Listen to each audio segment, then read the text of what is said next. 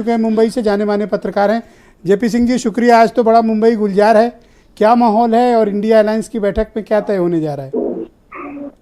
ब्रिजेश जी, सबसे बड़े धन्यवाद आपका। और जब मैं आपसे बात कर रहा हूं तो मुंबई में हयात होटल में एक डिनर पार्टी होस्ट की गई है और इस डिनर पार्टी को उद्धव ठाकरे ने होस्ट किया है। और ये बहुत बड़ा एक हम कह सकते हैं कि मुंबई के अंदर ये पहली बार ऐसा होने जा रहा है या हो रहा है कि ममता बनर्जी भी हैं, अखिलेश यादव भी हैं, लालू यादव भी हैं, नीतीश कुमार भी हैं, यानी तमाम जो विरोधी पार्टियां हैं वो मुंबई में जमा हो गई हैं, एकत्रित हो गई हैं। एक बहुत बड़ा बयान आज सुबह सुबह जो है संबित पात्रा जी ने दिया, भारतीय जनता पार्टी के नेता प्रवक्ता हैं, कि न सूत न कपास जुलाहों में लट्ठम लट्ठा हो रही है और न नीति न नियम नेताओं में लट्ठम लट्ठा हो रही है। लेकिन इसके जवाब में मैंने कुछ शिवसेना के नेताओं से बात की, और यहाँ शिवसेना जब मैं कह रहा हूं तो उद्धव ठाकरे की शिवसेना कह रहा हूं, जिनके पास कुछ सांसद जो बचे हैं वो 5 सांसद बचे हैं, 18 सांसद चुनकर आए थे 2019 में। महाराष्ट्र की स्थिति अभी आप देखिए कि महाराष्ट्र में हो क्या रहा है। महाराष्ट्र में शरद पवार की पार्टी एनसीपी वो 2 धड़े में है, शिवसेना की पार्टी उद्धव ठाकरे वो 2 धड़े में है, कांग्रेस वो एक साथ है, लेकिन वो समझ नहीं पा रही है कि शरद पवार वो बीजेपी की तरफ है या फिर उद्धव ठाकरे की तरफ है।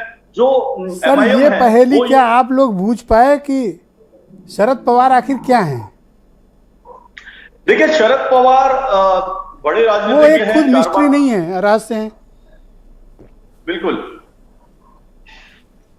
जी बोलें बोलें, गो अहेड। जी, मैं सिर्फ ये कह रहा था कि मुंबई में तीसरी बैठक है इंडिया की। कल इंडिया का लोगो जारी होगा, इंडिया अलायंस का 10:30 बजे हयात होटल में। लोगो जारी होने के बाद देखना ये होगा कि जो चीफ कन्वीनर है, यानी प्रधानमंत्री पद का दावेदार या प्रधानमंत्री पद का जो चेहरा होगा वो कौन होगा। पूरे देश में विधानसभा के चुनाव होने हैं, मध्य प्रदेश में और भी कुछ राज्यों में, तो वहां पर आप मुंबई में है, क्या चर्चा है कि कौन हो सकता है, कांग्रेसी या गैर कांग्रेसी?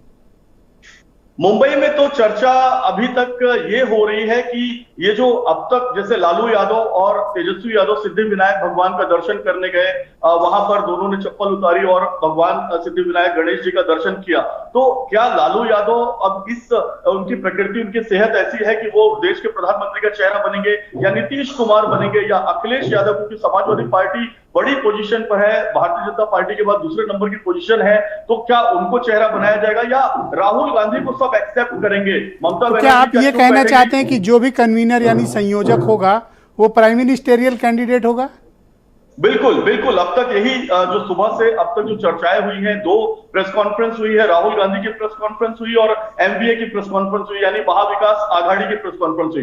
दोनों में यही निकल कर आया है कि जो कन्वीनर होगा, चीफ कन्वीनर होगा, वो प्रधानमंत्री का चेहरा होगा। इसके बाद एक लोगो जारी किया जाएगा और इसी लोगो पर चुनाव पूरे देश में लड़ा जाएगा। लोकसभा का जो इलेक्शन हुआ था महाराष्ट्र में 48 सीटें हैं, 48 सीटों में लोकसभा में उस वक्त जो एनडीए है उसे 41 सीट मिली थी। लेकिन यहां यह देखना होगा कि एनडीए में उस वक्त उद्धव ठाकरे थे। अब उद्धव ठाकरे के भी 2 ग्रुप हो चुके हैं, उद्धव ठाकरे के पास 4 या 5 एमपी हैं और जो दूसरे सर इस राउंड का एक अंतिम सवाल आपसे ये है कि मुंबई में उद्धव ठाकरे द्वारा इस मेगा अलायंस की जो बैठक है आयोजित करने का मंतव्य क्या है, और क्या इस मीटिंग के बाद उद्धव ठाकरे को एक नई राजनीतिक ताकत मिलेगी महाराष्ट्र में?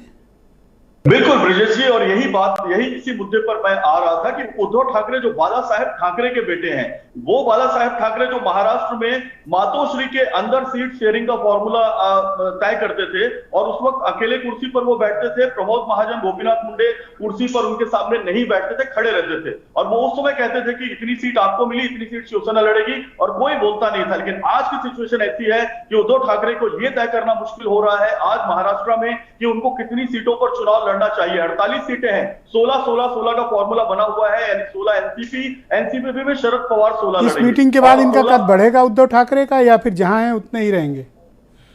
देखिए, उद्धव ठाकरे का कद बढ़ा है। पिछले कुछ चुनाव की अगर हम बात करें, नगर पालिका के चुनाव हुए या फिर नगर परिषद के चुनाव हुए, ग्राम पंचायतों के चुनाव हुए, उद्धव ठाकरे का कद निश्चित तौर पर भावनात्मक एक लहर है कि उद्धव ठाकरे के पीठ में छुरा घोंपा गया है, क्योंकि महाराष्ट्र वो राज्य है जहां पर शिवाजी महाराज की पीठ में भी छुरा घोंपा गया था, तो उसको एक पैमाना बनाकर उस चीज को। Thank you JP Singh ji, हमारे साथ जुड़े।